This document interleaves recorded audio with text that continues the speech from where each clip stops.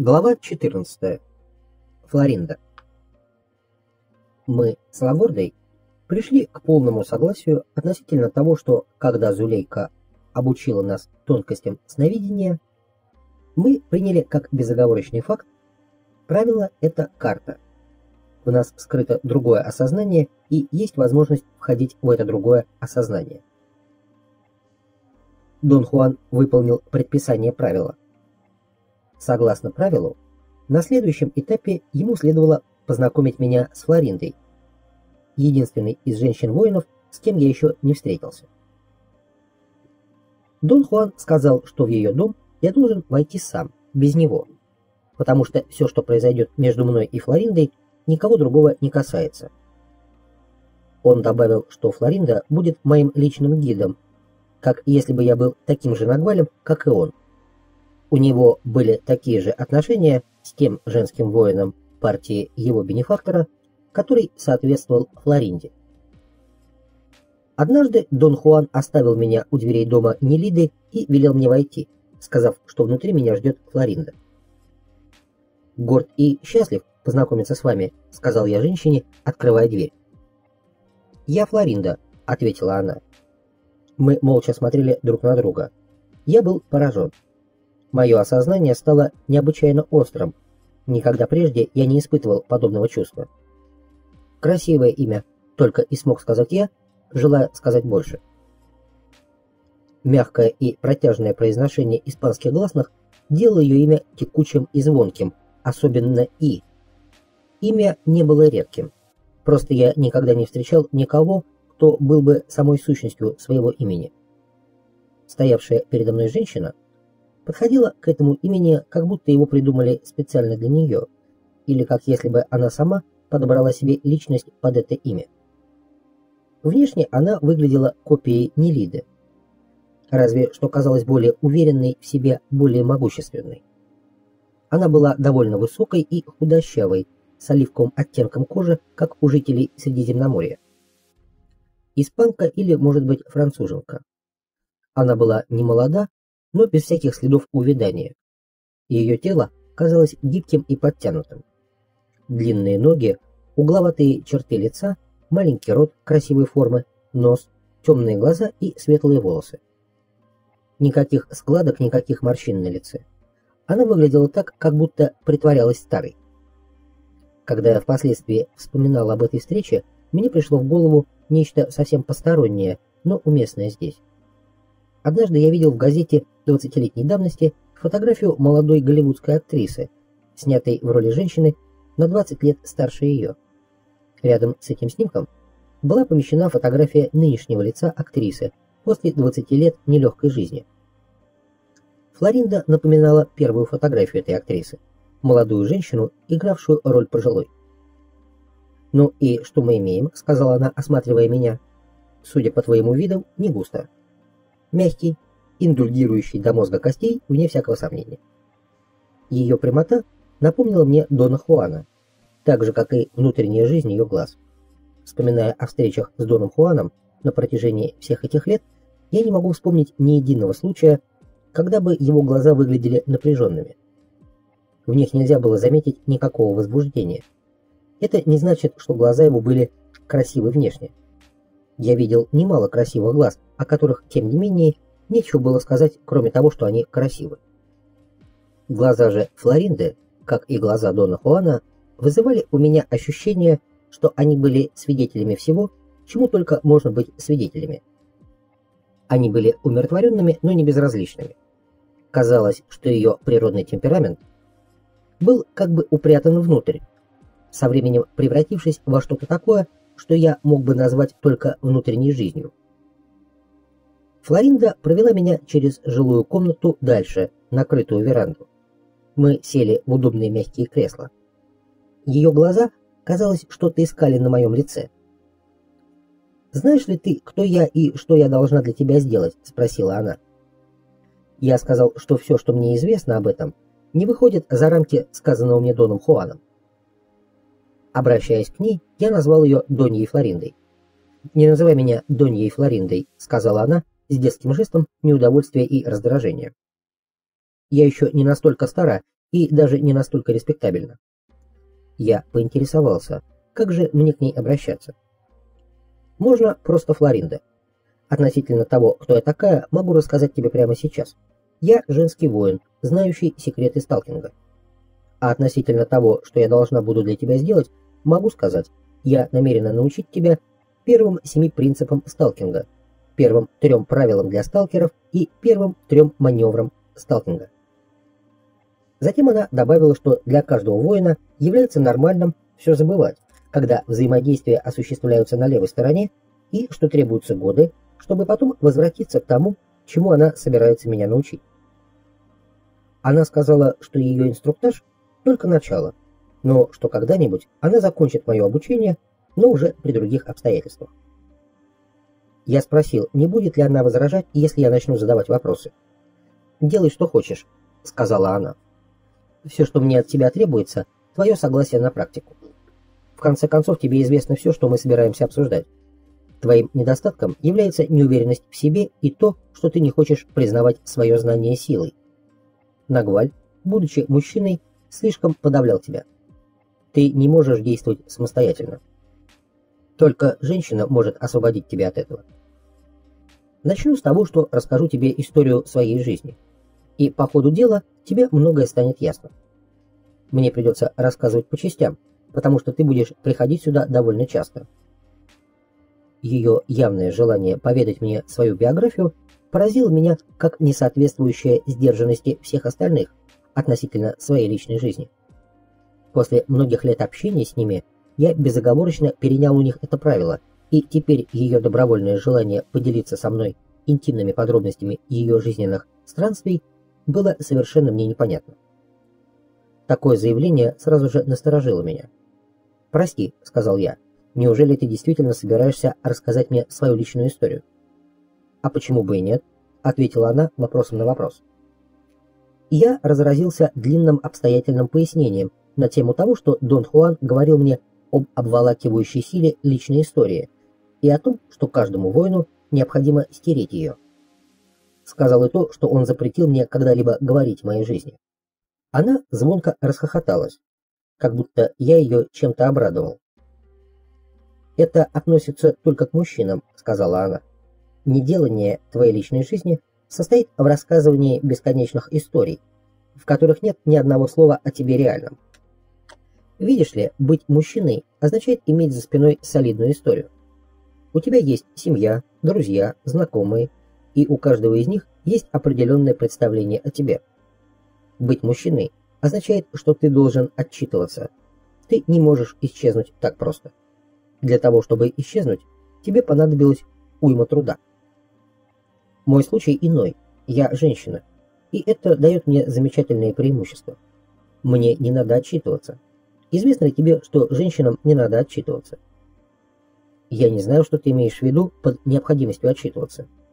Я хочу сказать, что женщина может легко исчезнуть, сказала она. Во всяком случае, женщина может выйти замуж, она принадлежит мужу. В семье, где много детей, дочерей обычно рано сбрасывают со счетов. Никто не рассчитывает на них, и есть шансы, что какая-нибудь из них исчезнет, не оставив следа. Их исчезновение воспринимается легко. Сын же, с другой стороны, это некто, на кого делается ставка. Сыну не так легко ускользнуть. И даже если он это сделает, он оставит после себя следы. Сын чувствует вину за свое исчезновение, дочь нет. Когда Нагваль учил тебя держать язык за зубами относительно твоей личной жизни, он хотел помочь тебе преодолеть чувство, будто ты плохо поступил по отношению к своей семье и друзьям, которые так или иначе рассчитывали на тебя. После целой жизни борьбы воин-мужчина, конечно, стирает себя. Но эта борьба не проходит для него даром. Он становится скрытным. Он всегда на страже самого себя. Женщине же не приходится преодолевать эти трудности. Женщина всегда готова раствориться в воздухе. Более того, именно этого от нее и ожидают. Поскольку я женщина, я не склонна к скрытности. Мне до нее нет дела. Скрытность – это та цена, которую вам, мужчинам, приходится платить за то, что вы имеете значение для общества. Это борьба только для мужчин, потому что они не хотят стирать себя и находят разные смешные способы, чтобы как-нибудь выделиться. Возьми, например, себя. Ты повсюду разъезжаешь и читаешь лекции. Интереснейшим образом Флоринда заставила меня нервничать. В ее присутствии я чувствовал странное беспокойство. Я без колебания признавал, что Дон Хуан и Сильвио Мануэль вгоняют меня в нервную дрожь, но то было совсем другое чувство. Фактически я боялся их, особенно Сильвио Мануэля. Он ужасал меня, но я научился уживаться со своим ужасом. Флоринда же меня не пугала. Моя нервозность скорее была следствием моей раздраженности, опаски по отношению к ее духовной живости. Она не смотрела на меня столь пристально, как это делали Дон Хуан и Сильвио Мануэль. Те всегда фиксировали на мне свой взгляд, пока я не отводил глаза в знак покорности. Флоринда только поглядывала на меня. Ее взгляд постоянно переходил с одного объекта на другой. Она, казалось, рассматривала не только глаза, но и каждый участок моего лица и тела. Разговаривая, она бросала быстрые взгляды то на мое лицо, то на руки, то на свои ноги, то на потолок. «Я вызываю у тебя чувство неловкости, да?» — спросила она. Ее вопрос застал меня врасплох, но ее тон не был угрожающим, и я засмеялся. «Да», — сказал я. «О, это совершенно понятно», — сказала она. «Ты привык быть мужчиной. Женщина для тебя — нечто, созданное для твоего удобства. Женщина для тебя глупа, а тот факт, что ты мужчина и нагваль, еще больше все осложняет». Я почувствовал необходимость защищаться. Я подумал, что эта дама слишком быстра в своих суждениях, и собрался было высказать ей это. Я начал длинную фразу, но споткнулся почти немедленно, услышав ее смех. Это был веселый молодой смех. Дон Хуан и Дон Хенаро все время смеялись надо мной, и их смех был таким же молодым, но у Флоринды была иная вибрация. В ее смехе не было спешки, не было давления. «Я думаю, нам лучше войти внутрь», — сказала она, — «там нас ничто не будет отвлекать. Нагваль Хуан Матус уже водил тебя повсюду, показывая мир. Это было важно для того, что он должен был тебе говорить. Я должна говорить о вещах, которые требуют иной обстановки». Мы сели на кожаную кушетку в нише веранды. В помещении я чувствовал себя лучше. Она сразу начала рассказывать о своей жизни. Она сказала, что родилась в довольно большом мексиканском городе, в богатой семье, и поскольку она была единственным ребенком, родители баловали ее с самого рождения. Без малейшей ложной скромности Флоринда сказала, что всегда осознавала свою красоту, и добавила, что красота – это демон, который множится и процветает при наличии поклонения. Она заверила меня, что может без тени сомнения заявить, что одолеть этого демона труднее всего, и что если я посмотрю вокруг на тех, кто красив, то обнаружу самые искалеченные существа, каких только можно вообразить. Я не хотел с ней спорить, хотя мне очень хотелось сказать ей, что она несколько догматична. Уловив, должно быть, мое чувство, она подмигнула мне. «Они искалечены. Лучше не спорь», — продолжала она. «Испытай их. Посмей не согласиться с их представлением о себе как о красивых и потому значительных, и сразу увидишь, что я имею в виду». Она сказала, что вряд ли может винить своих родителей или саму себя за свое поведение. Все вокруг нее, словно сговорившись с самого младенчества, давали ей возможность чувствовать себя значительной и уникальной. Затем она сообщила, что еще в отрочестве наслаждалась вниманием и связями с несколькими любовниками. В 18 лет она обстоятельно выбрала себе наилучшего мужа из 11 серьезных претендентов и вышла замуж за Селестино, человека с большими средствами, который был старше ее на 15 лет. Свою замужнюю жизнь Флоринда описывала как рай на земле. К огромному кругу ее друзей добавились друзья Селестино, и в результате жизнь для нее превратилась в большой непрекращающийся праздник. Однако ее блаженство длилось только 6 месяцев, пролетевших незаметно. Все пришло к внезапному и жестокому концу, когда она заболела ужасной, загадочной, угрожающей болезнью. Ее левая стопа, икра и колено начали раздуваться, уничтожив прекрасные очертания ноги. Опухоль настолько разрослась, что на ноге начала лопаться кожа. Вся нога ниже колена покрылась язвами и гнойными выделениями. Кожа отвердела, заболевание было диагностировано как слоновья болезнь. Доктора пытались облегчить ее состояние, но их попытки были неуклюжими и болезненными. И в конце концов решили, что только Европа, где медицинские центры более развиты, может ее исцелить. Эти 3 месяца для Флоринды стали адом. В отчаянии она думала, что лучше умереть, чем продолжать такие мучения. Ее страдания были так трогательны, что однажды девушка-служанка, будучи не в силах выносить их, призналась ей, что была подкуплена прежней любовницей Селестина, чтобы подложить ей в пищу яд, приготовленный магами. Для искупления своей вины служанка пообещала отвезти ее к знахарке, которая, по слухам, является единственным человеком, способным обезвредить этот яд. Флоринда усмехнулась, вспомнив свои затруднения. Она была воспитана ревностной католичкой, не верила в колдовство и индейских знахарей. Однако боль была настолько сильна, а положение так серьезно, что она была готова на все. Селестино категорически возражал. Он хотел сдать служанку властям. Флоринда вмешалась. Не столько из жалости, сколько из опасения, что в одиночку она не найдет знахарку. Внезапно Флоринда встала. Она сказала, что мне пора уезжать, взяла за руку и проводила к двери, как если бы я был старым и дорогим другом.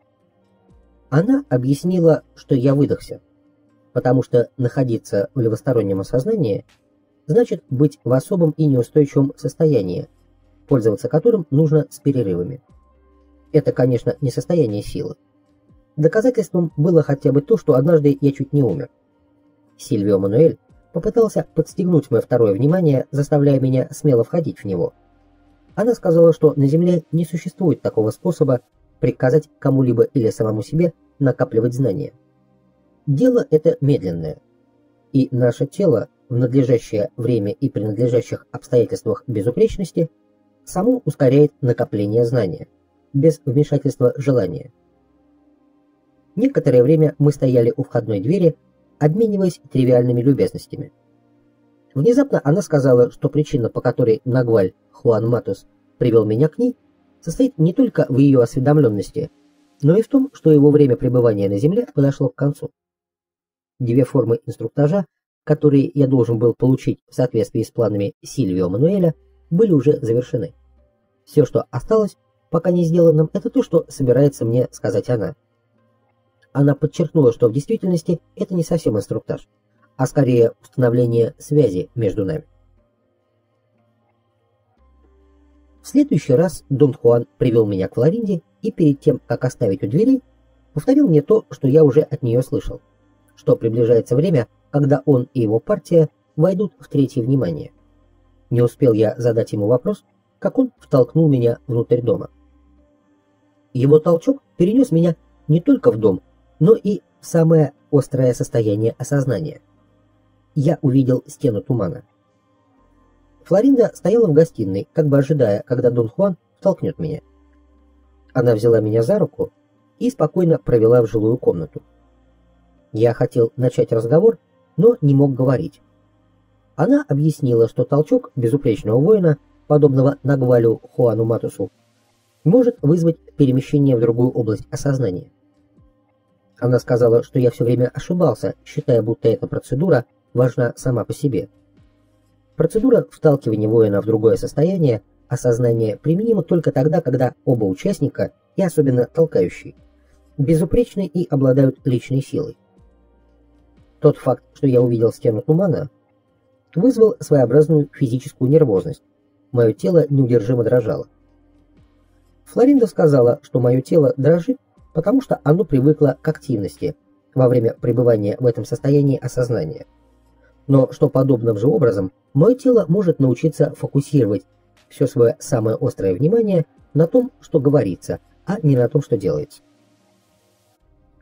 Она сказала, что введение в левостороннее осознание является своего рода ставкой на будущее, заставляя меня входить в состояние повышенного осознания и позволяя взаимодействовать со своими воинами только тогда, когда я нахожусь в этом состоянии. Нагваль получает уверенность, что в будущем у меня будет ступенька, на которую я смогу встать.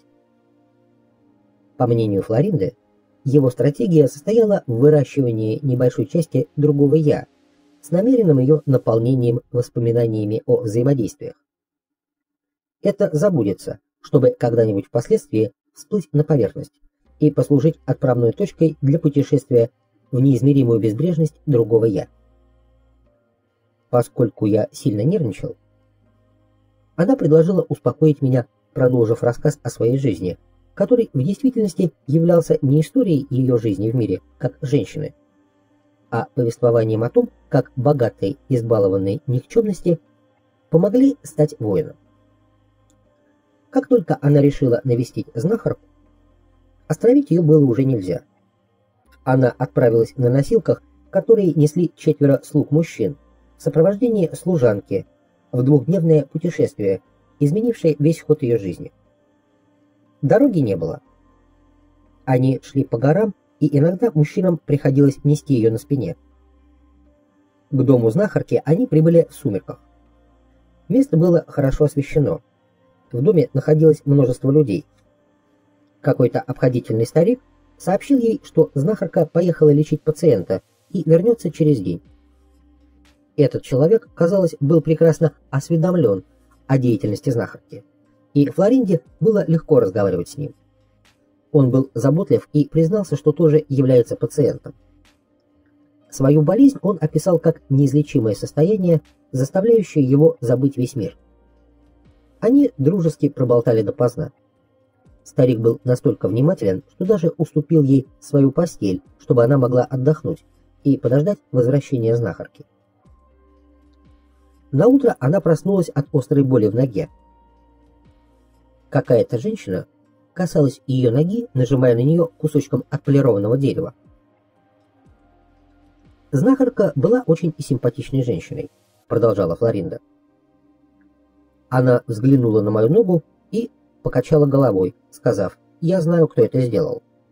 Должно быть, ему хорошо заплатили, или же он убежден, что ты совершенно бесполезное человеческое существо. Как ты думаешь, какое из этих двух мнений вернее?» Флоринда засмеялась. Она приняла тогда знахарку за сумасшедшую или грубую и невоспитанную бабу. Она представить себе не могла, чтобы кто-нибудь в мире мог поверить, будто она бесполезное человеческое существо.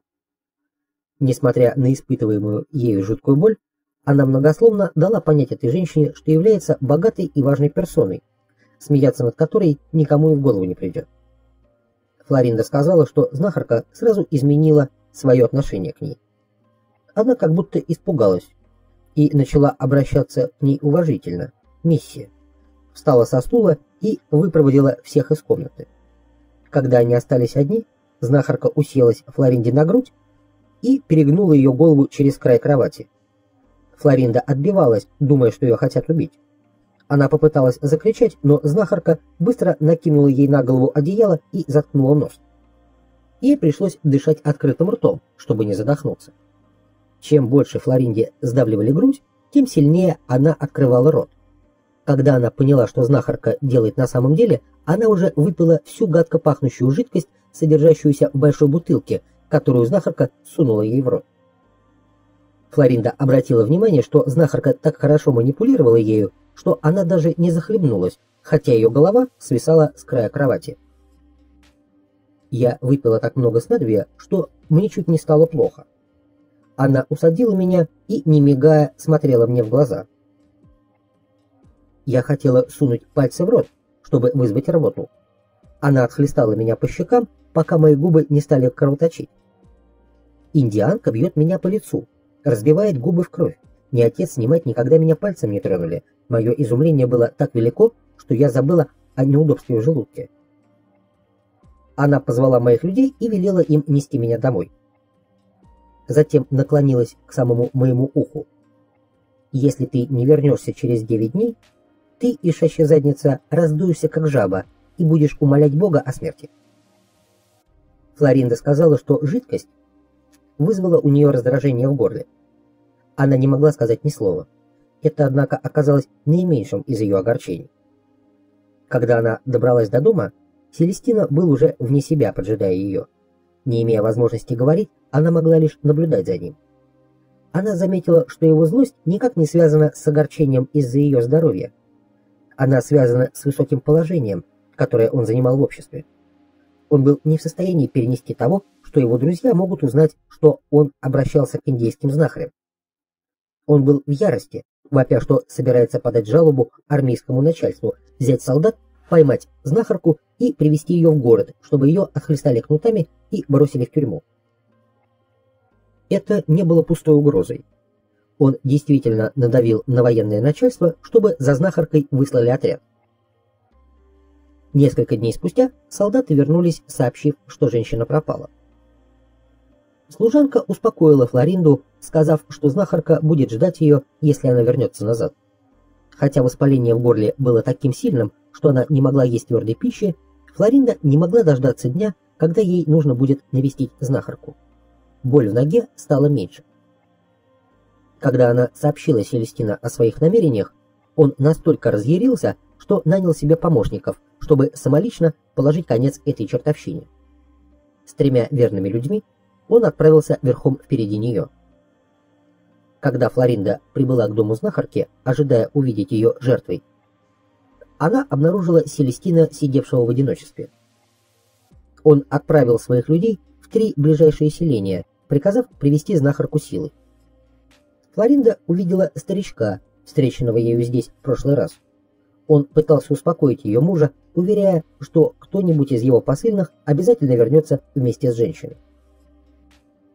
Как только Флоринду положили на крыльцо в переднем дворике, знахарка сразу вышла из дома.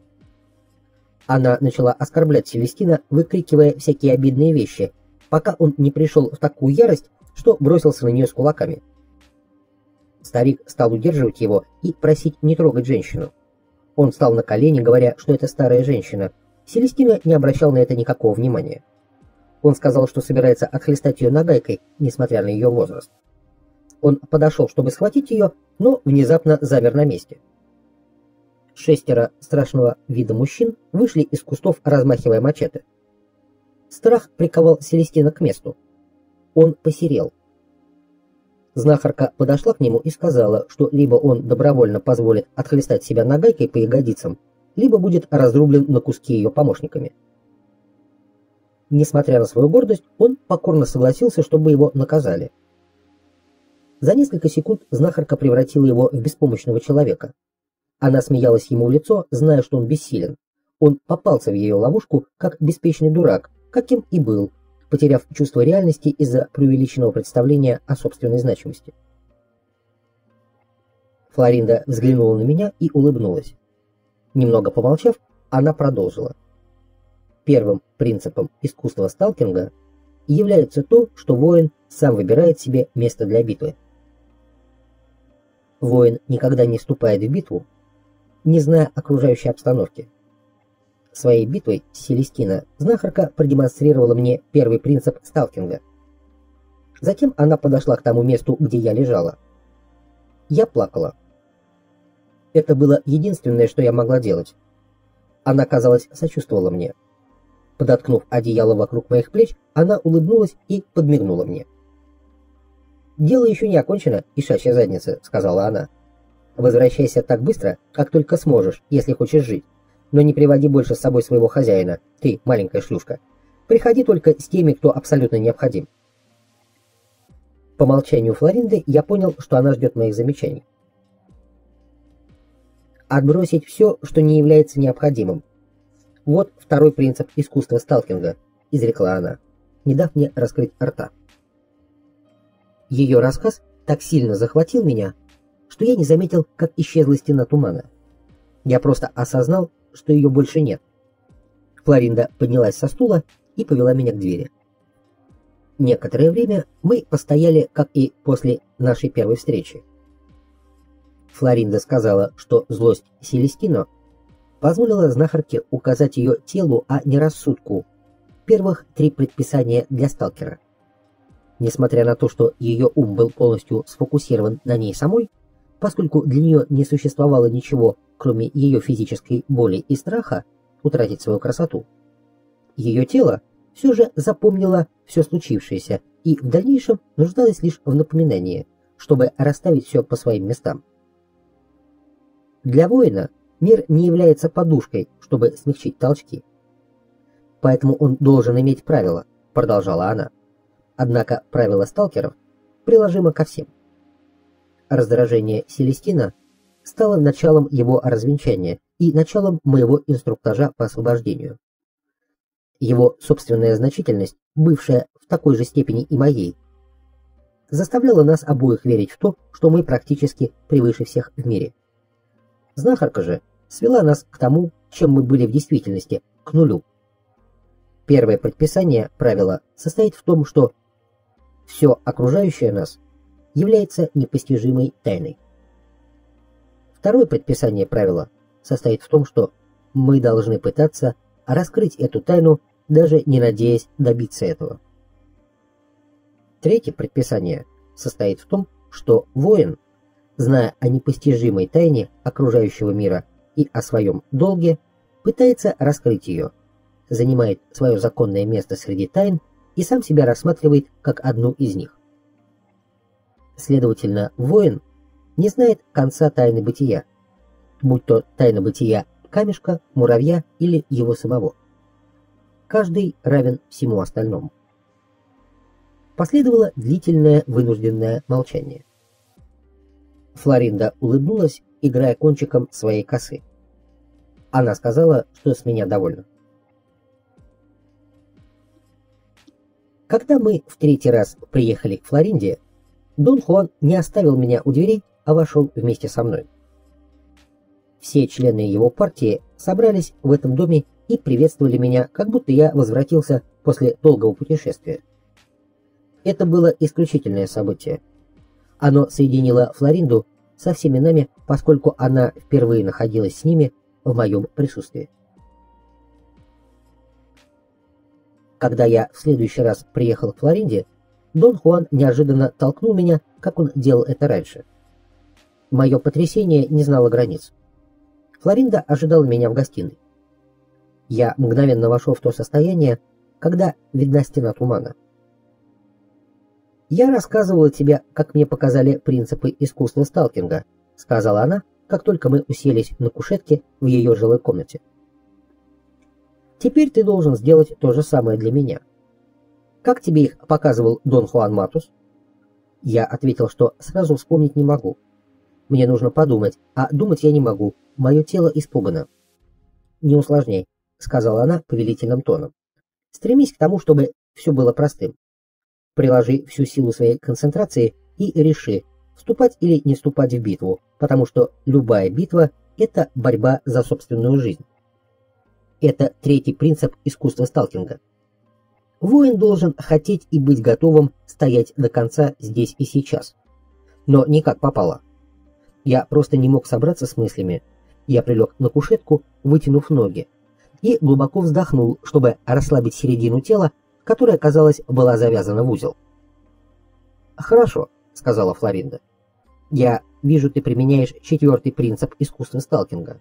А расслабиться, отступиться от себя, ничего не бояться. Только тогда силы, ведущие нас, откроют нам дорогу и помогут нам. Только тогда».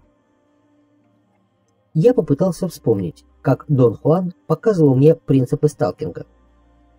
По какой-то необъяснимой причине мои мысли отказывались сосредоточиться на моем прежнем опыте.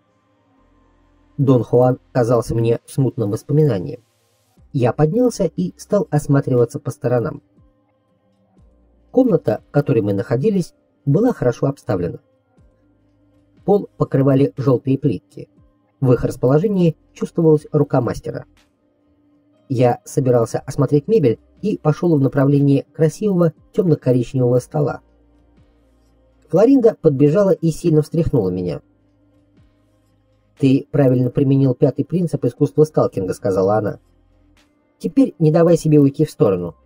«Что это за пятый принцип?» — спросил я.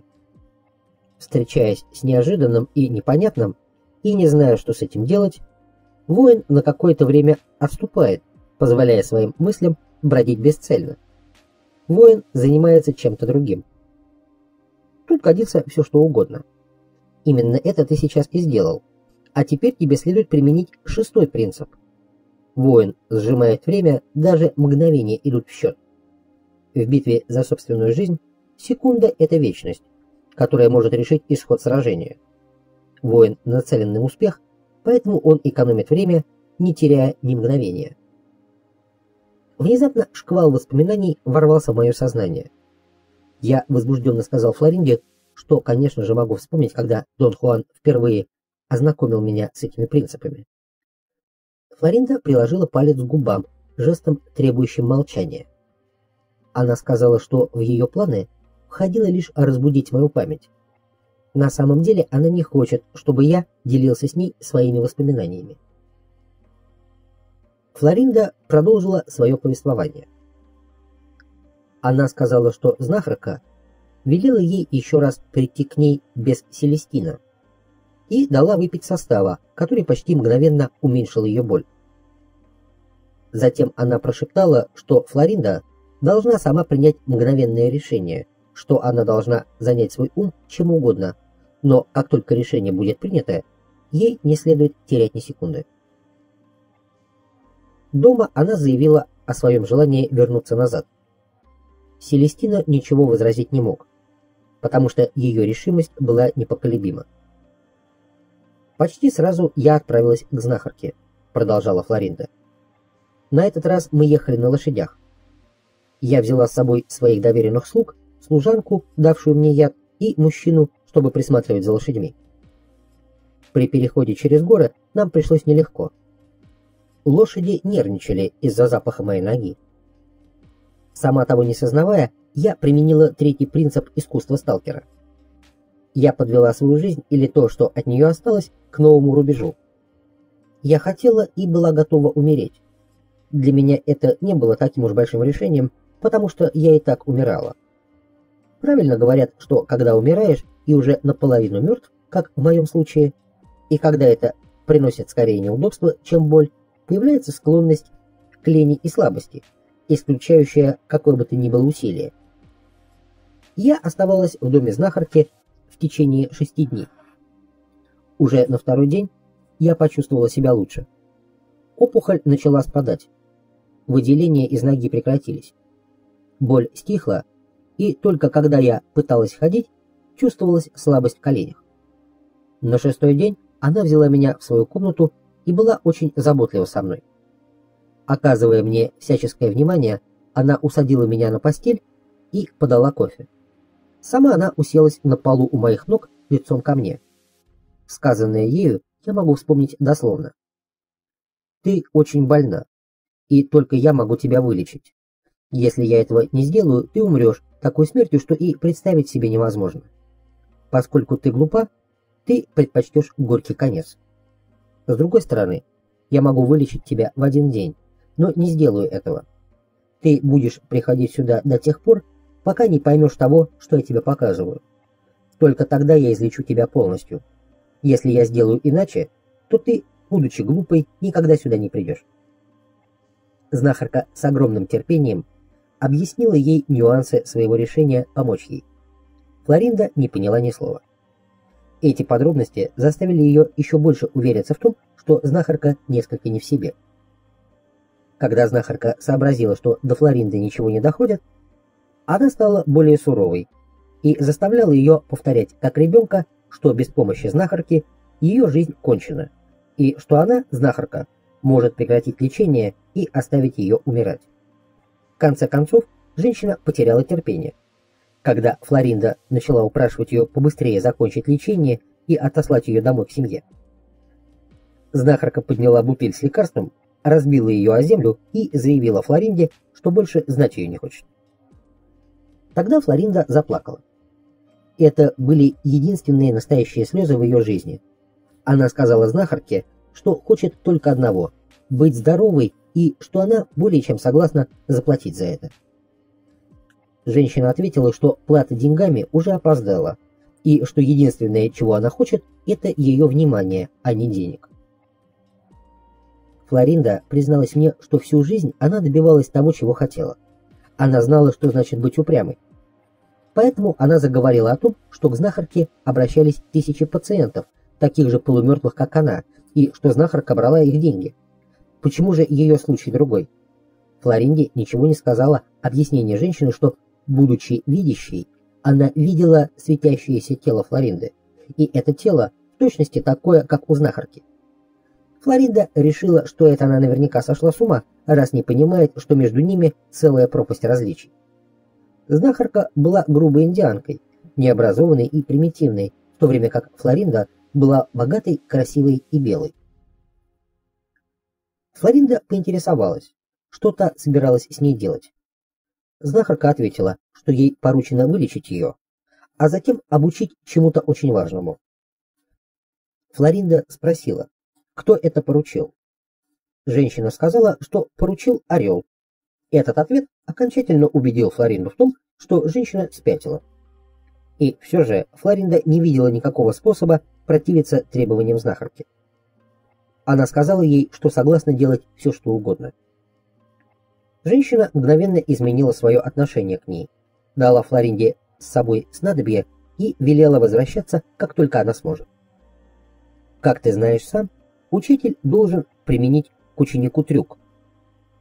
Она использовала трюк с моей болезнью. Она была права. Я представляла собой такую идиотку, что если бы она меня вылечила сразу, то я вернулась бы к своей глупой жизни, как будто со мной ничего не случилось. Разве все мы поступаем не так же? Флоринда вернулась на следующей неделе. Когда она подъезжала, ее приветствовал старик, которого она встречала раньше. Он заговорил с ней, как будто они были старинными друзьями, и сказал, что знахарка на несколько дней уехала, но оставила для нее лекарство на тот случай, если она появится. Он сообщил Флоринде по-дружески, но с металлом в голосе, что у нее есть только два варианта. Либо вернуться домой в состоянии гораздо худшем из-за утомительного путешествия, либо в точности следовать тщательно разработанным инструкциям знахарки. Он добавил, что если она решит остаться и начать лечение прямо сейчас, то через 3-4 месяца она будет совершенно здоровой. Здесь, однако, есть трудность. Если она решит остаться, то ей придется пробыть в доме знахарки 8 следующих дней, а поэтому слуг надо отослать домой. Флоринда сказала, что решать тут нечего, она останется. Старик немедленно дал ей настой трав, оставленный знахаркой для нее. Он просидел с ней большую часть ночи, поддерживая ее беседой, и его плавная речь пробуждала во Флоринде оптимизм и доверие. Двое ее слуг уехали на следующее утро. Флоринда совсем не боялась. Она глубоко доверяла старику. Он сказал ей, что должен построить ящик для ее лечения в соответствии с инструкциями знахарки. Он усадил ее на низкий стульчик, установленный в центре открытого места, лишенного всякой растительности. Пока она сидела там, старик познакомил ее с 3 молодыми людьми, являвшимися, по его словам, его помощниками. 2 были индейцами, 3 белым. Им 4 понадобилось меньше часа, чтобы соорудить ящик вокруг стула, на котором сидела Флоринда. Когда они закончили, она оказалась замурованной в ящике, крышка которого имела решетку для вентиляции. Одна из его сторон висела на петлях и служила дверью. Старик открыл дверь и помог Флоринде выйти оттуда. Он привел ее в дом и попросил помочь приготовить для нее лекарство, чтобы иметь его под рукой к тому времени, когда вернется знахарка. Флоринда была поражена тем, как он работал. Сначала он приготовил отвар из растений с затхлым запахом и ведро горячей жидкости. Затем предложил, чтобы для удобства она погрузила ногу в ведро и, если пожелает, выпила приготовленное им лекарство, пока оно не потеряло силу. Флоринда молча повиновалась. После этого она испытала значительное облегчение. Затем старик выделил ей комнату и велел молодым людям поставить ящик внутри комнаты. Он сказал, что пройдет несколько дней, прежде чем знахарка вернется. И тем временем ей следует тщательно выполнять все ее инструкции. Она согласилась, и он вытащил список заданий. В нем, помимо прочего, ей предписывалось много ходить пешком с целью сбора лекарственных растений для ее целительного снадобья и оказывать помощь в его приготовлении. Флоринда сказала, что провела там 12 дней вместо 8, потому что ее слуги задержались из-за проливных дождей. Только на 10-й день она обнаружила, что знахарка никуда не уезжала, и что подлинным целителем был старик. Флоринда смеялась, описывая свое потрясение. Старик заманил ее в ловушку активного участия в собственном исцелении. Более того, под предлогом, что этого требует знахарка, он ежедневно держал ее в ящике, по крайней мере, по 6 часов, для того, чтобы выполнить особое задание, которое он называл перепросмотром. В этом месте своего рассказа Флоринда внимательно осмотрела меня и заключила, что с меня достаточно, и что мне пора уходить. При нашей последующей встрече она объяснила, что старик был ее бенефактором, и что она была первым сталкером, которого женщины из партии бенефактора нашли для Нагваля Хуана Матуса. Но тогда ничего этого она не знала. Несмотря на то, что бенефактор сместил ей уровни осознания и открыл смысл происходящего, это оказалось бесполезным. Она была возвращена, чтобы быть красивой, и это создавало вокруг нее такой непроницаемый щит, что она не поддалась переменам. Ее бенефактор пришел к выводу, что ей нужно время. Он разработал план, чтобы вывести Селестина на поле битвы Флоринды. Он дал ей возможность увидеть в личности Селестина такие вещи, о которых она знала сама, но не имела мужества открыто на них посмотреть. У Селестина было сильное чувство собственности, относящееся ко всему, чем он владел. Среди его владений и богатства Флоринда занимала очень важное место. Его заставили поступиться своей гордостью, унизив, когда он попал в руки знахарки, и уязвив тем, что, хотя он и считал знахарку шарлатанкой, Флоринда действительно поправлялась. Он ждал своего часа, когда лечение будет закончено, чтобы отомстить. Флоринда сказала, что ее бенефактор знал об опасности того, что в случае быстрого выздоровления Селестина может решить, коль скоро именно он принимает решение в семье, будто Флоринде больше не нужно видеть своего лекаря. Бенефактор дал ей особый настой, чтобы смазывать им другую ногу. Настой был очень терпким и вызывал раздражение на коже, напоминающее распространение болезни. Бенефактор посоветовал ей пользоваться раствором каждый раз, когда ей захочется поехать повидать его, даже если она и не будет нуждаться в лечении. По словам Флоринды, на лечение ушел год.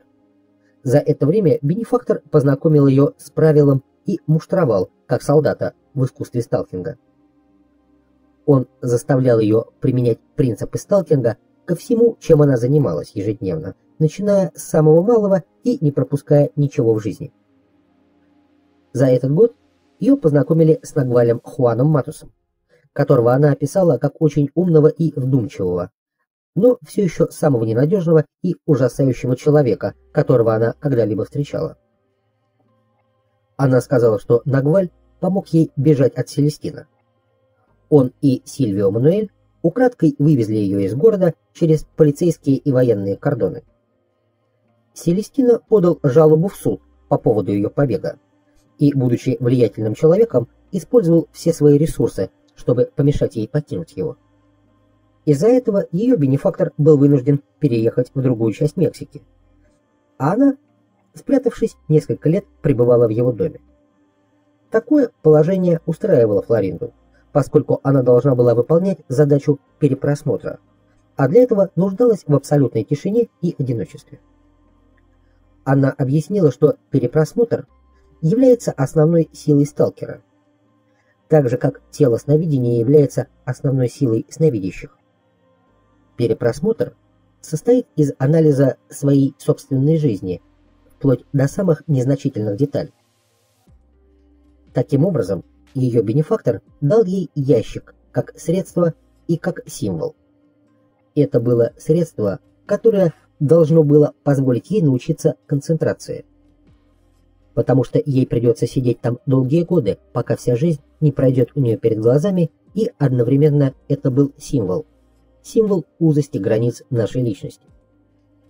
Ее бенефактор сказал, что когда она закончит свой перепросмотр, то разломает ящик, символизируя этим, что она больше не связана ограничениями собственной личности. Она сказала, что сталкеры пользуются ящиками или земляными гробами для того, чтобы зарываться в них, пока они вновь переживают, а не просто просматривают каждое мгновение своей жизни. Причина, по которой сталкеры должны просматривать свою жизнь так подробно, состоит в том, что дар орла человеку включает в себя его согласие принять вместо настоящего осознания суррогат, если такой суррогат окажется совершенной копией. Флоринда объяснила, что поскольку осознание является пищей орла, орел может удовлетвориться лишь в совершенстве выполненным перепросмотром вместо осознания. Затем Флоринда сообщила мне основы перепросмотра. Она сказала, что первая стадия – это краткий учет всех случаев нашей жизни, которые явным образом подлежат перепросмотру. Вторая стадия – это более полный перепросмотр, начинающийся систематически с точки, который может быть момент, предшествовавший тому, когда сталкер сел в ящик, и теоретически простирающийся вплоть до момента рождения. Она заверила меня, что совершенный перепросмотр может изменить воина настолько же, если не больше, как и полный контроль над телом сновидения. В этом смысле, как искусство сновидения, так и искусство сталкинга ведут к одному и тому же, ко входу в третье внимание. Для воина, однако, важно знать и практиковать как то, так и другое. Она сказала, что женщинам требуются разные конфигурации светящегося тела для того, чтобы добиться мастерства в одном или в другом. Мужчины же, с другой стороны, могут делать и то, и другое довольно легко, но они никогда не способны достичь такого уровня мастерства, которого в каждом искусстве достигают женщины. Флоринда объяснила, что ключевым моментом перепросмотра является дыхание. Дыхание для нее стало магическим, потому что это функция, поддерживающая жизнь. Она сказала, что перепросматривать легко, если уменьшить сферу стимуляции вокруг тела. В этом и состоял смысл ящика. Затем дыхание будет выносить на поверхность все более и более глубокие воспоминания. Теоретически, сталкеры могут вспомнить каждое чувство, которое они испытали в своей жизни, а этот процесс у них начинается с дыхания. Она предупредила меня, что те вещи, которым она меня учит, являются лишь предварительными, и что в другое время и в другой обстановке она научит меня тонкостям. Она сказала, что ее бенефактор велел ей написать список тех событий, которые ей надо пережить повторно. Он сообщил, что процедура начинается с правильного дыхания. Сталкер начинает с того, что его подбородок лежит на правом плече, и по мере медленного вдоха он поворачивает голову по дуге на 180 градусов. Вдох заканчивается, когда подбородок укладывается на левое плечо. После того, как вдох окончен, голова возвращается в первоначальное положение в расслабленном состоянии. Выдыхает же сталкер, глядя прямо перед собой. Затем сталкер берет событие, стоящее в его списке на первом месте, и вспоминает его до тех пор, пока в памяти не всплывут все чувства, которые это событие вызвало. Когда сталкер вспомнит все эти чувства, он делает медленный вдох, перемещая голову с правого плеча на левое. Смысл этого вдоха состоит в том, чтобы восстановить энергию. Флоринда сказала, что светящееся тело постоянно создает паутинообразные нити, выходящие из светящейся массы под воздействием разного рода эмоций. Поэтому каждая ситуация взаимодействия или ситуация, в которой задействованы чувства, потенциально опустошительна для светящегося тела. Вдыхая справа налево при воспоминании чувства, сталкер, используя энергию дыхания, подбирает нити, оставленные им позади. Сразу за этим следует выдох слева направо. При помощи него сталкер освобождается от тех нитей, которые оставили в нем другие светящиеся тела, участвовавшие в припоминаемом событии. Она сказала, что это обязательная подготовительная ступень сталкинга, через которую прошли все члены ее партии, и которая была введением к более сложным упражнениям этого искусства. Если сталкеры не прошли этой подготовительной ступени, чтобы вернуть нити, оставленные ими в мире, а в особенности для того, чтобы отбросить нити, оставленные в них другими, нет никакой возможности практиковать контролируемую глупость, потому что эти чужие нити являются основой для безграничного роста чувства собственной важности. Чтобы практиковать контролируемую глупость, поскольку это не является способом дурачить людей или чувствовать свое превосходство над ними, нужно быть способным смеяться над самим собой. Флоринда сказала, что одним из результатов детального перепросмотра является искренний смех при столкновении лицом к лицу с набившим оскомину проявлением самовлюбленности, являющейся сущностью всех человеческих взаимодействий. Флоринда подчеркнула, что правильно определила искусство сновидения или искусство сталкинга именно как виды искусства, поскольку они являются чем-то таким, что исполняют люди. Она сказала, что дающая жизнь природа дыхания является тем, что дает в то же время и способность очищаться. Именно эта способность превращает перепросмотр в практическое дело. При нашей следующей встрече Флоринда подвела итоги тому, что она назвала последними указаниями. Она сказала, что поскольку общее заключение Хуана Матуса и его воинов состояло в том, что мне не придется иметь дело с миром в повседневной жизни, они обучали меня искусству сновидения вместо искусства сталкинга. Она объяснила, что это заключение было радикально пересмотрено и что они оказались в неудобном положении. У них не осталось времени обучать меня искусству сталкинга. Ей придется отстать, задержавшись на периферии третьего внимания, чтобы выполнить свою задачу позднее, когда я буду готов. С другой стороны, если я покину мир вместе с ними, то эта обязанность будет с нее снята.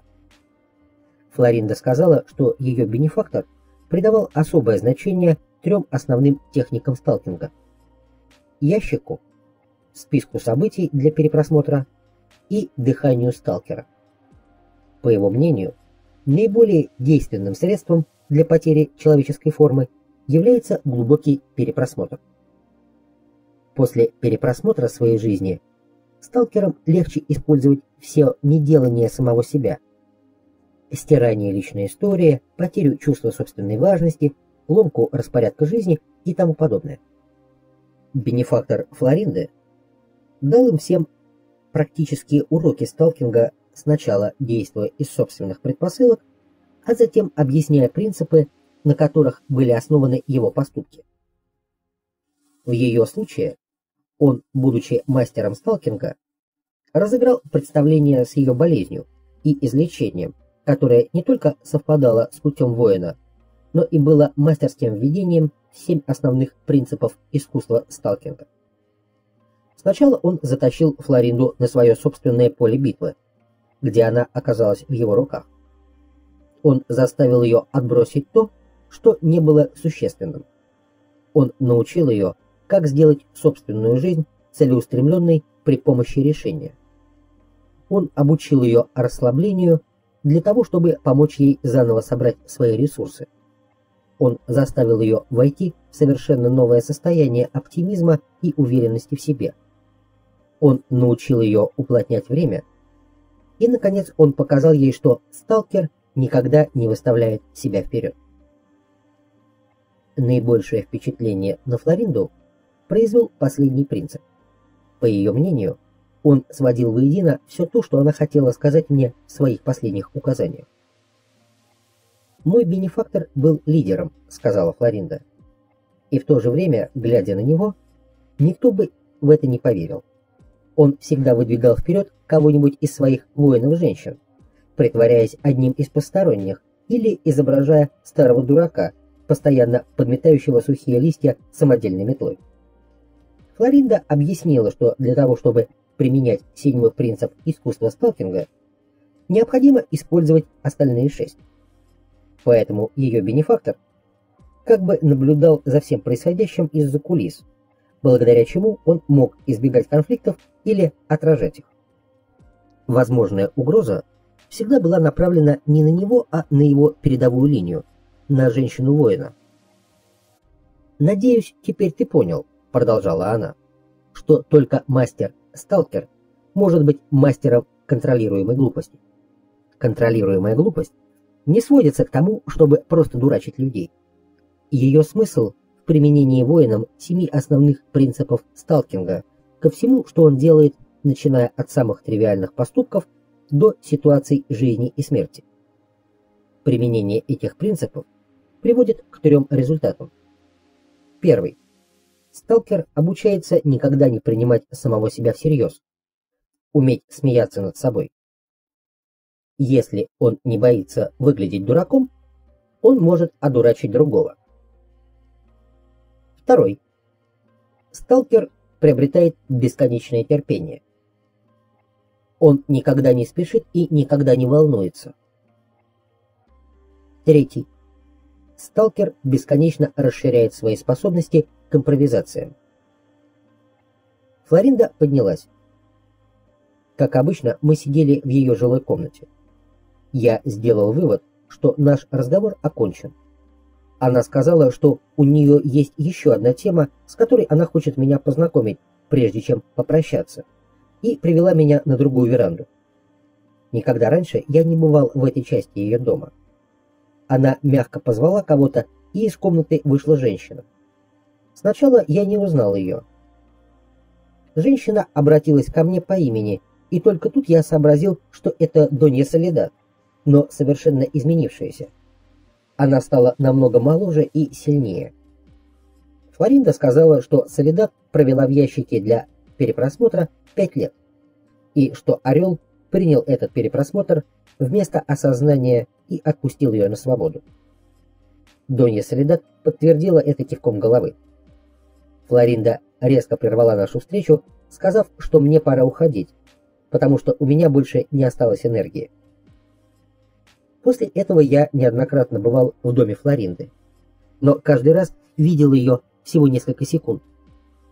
Она сказала, что решила больше не учить меня, потому что для меня лучше иметь дело только с Доньей Соледад.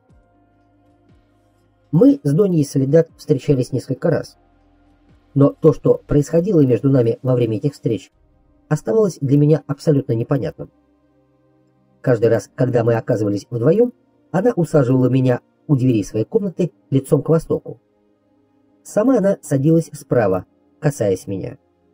Затем мы останавливали вращение стены тумана и оставались оба в ее комнате лицом к югу. Я уже научился останавливать вращение стены тумана с Лагордой. Донья Соледад, казалось, помогала мне понять другой аспект этой способности восприятия. Мы с Лагордой правильно заметили, что лишь какая-то часть меня останавливает стену. Как будто я внезапно делился надвое. Часть моего полного «я» смотрела вперед и видела неподвижную стену справа, тогда как другая, более крупная часть моего полного «я» поворачивалась на 90 градусов вправо и смотрела на стену в упор. Каждый раз, когда мы с Доньей Соледад останавливали стену, мы продолжали смотреть на нее, но никогда не входили в пространство между параллельными линиями, как я делал это неоднократно с женщиной Нагваль и Лагордой. Донья Соледад заставляла меня каждый раз вглядываться в туман, как если бы он был чем-то вроде зеркала, и всегда я испытывал необычное нарушение ассоциаций. Проносясь как будто бы на необычайной скорости, я мог видеть фрагменты ландшафтов, формирующихся в тумане, и внезапно оказывался в иной физической реальности. Это был горный район, каменистый и неприветливый. Там всегда находилась Донья Соледад в обществе милой женщины, громко смеявшейся мне навстречу. Моя неспособность заметить и запомнить, что мы делали после этого момента, была еще более острой, чем неспособность помнить то, что женщина Нагваль, Лагорда и я делали в пространстве между параллельными линиями. Казалось, мы с Доньей Соледад входили в другую область осознания, неизвестную мне. Я пребывал уже в том состоянии, которое считал самым острым состоянием своего сознания. И тем не менее, было еще что-то более острое. Тот аспект второго внимания, который Донья Соледад, очевидно, показывала мне, был более сложным и недоступным, чем все, с чем я встречался до сих пор. Все, что я мог вспомнить, это ощущение неимоверного множества движений, чисто физическое ощущение, подобное тому, какое испытываешь, пройдя несколько миль пешком или возвратившись с горной прогулки. У меня также была ясная уверенность, хотя я и не мог сказать почему, что Донья Соледад, эта женщина и я обменивались словами, мыслями и чувствами, но вспомнить их я не мог.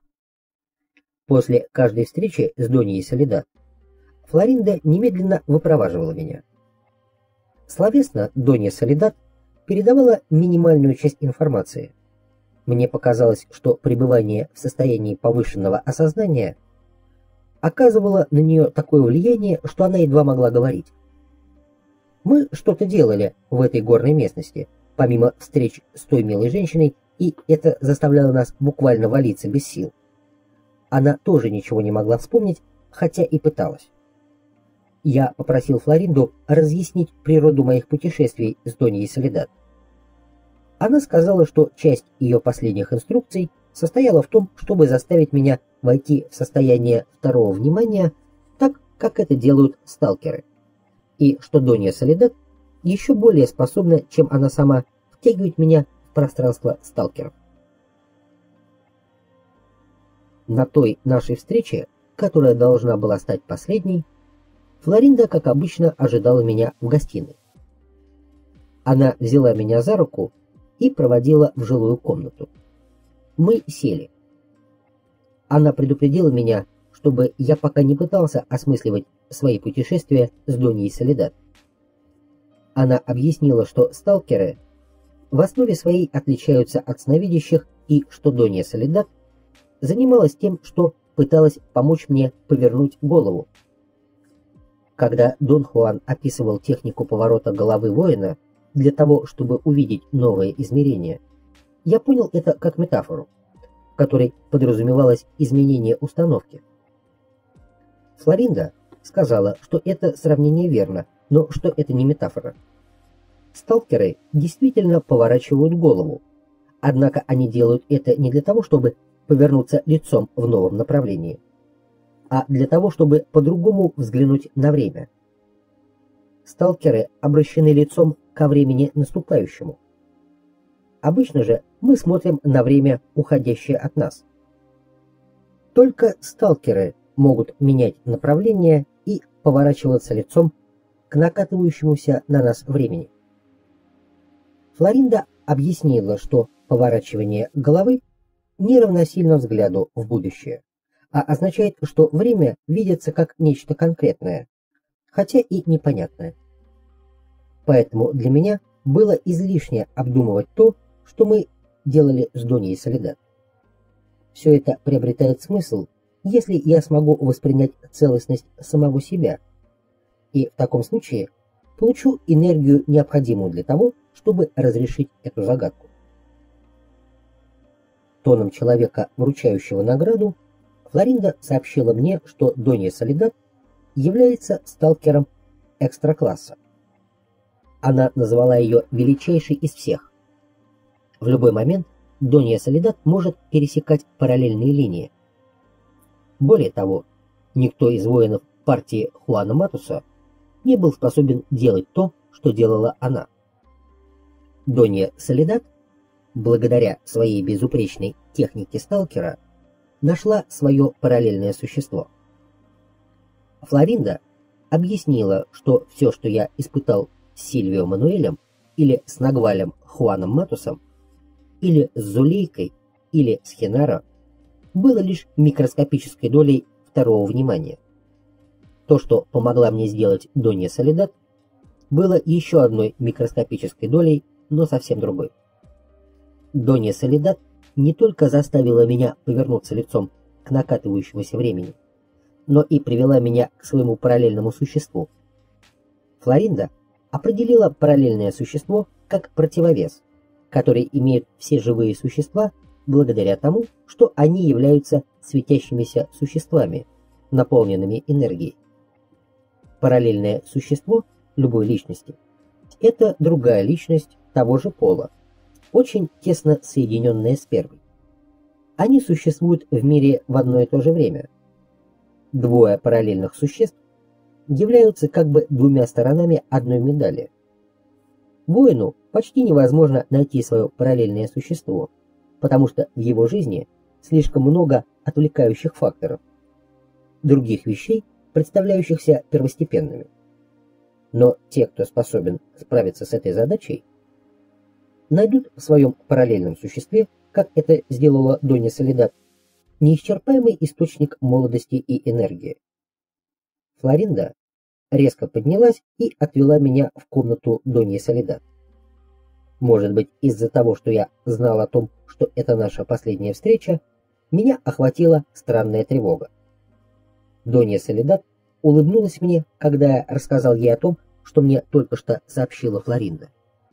Она сказала с истинным смирением воина, что она не учит меня ничему, что она надеялась лишь показать мне свое параллельное существо, потому что именно туда она отступит, когда Нагваль Хуан Матус и его воины покинут этот мир.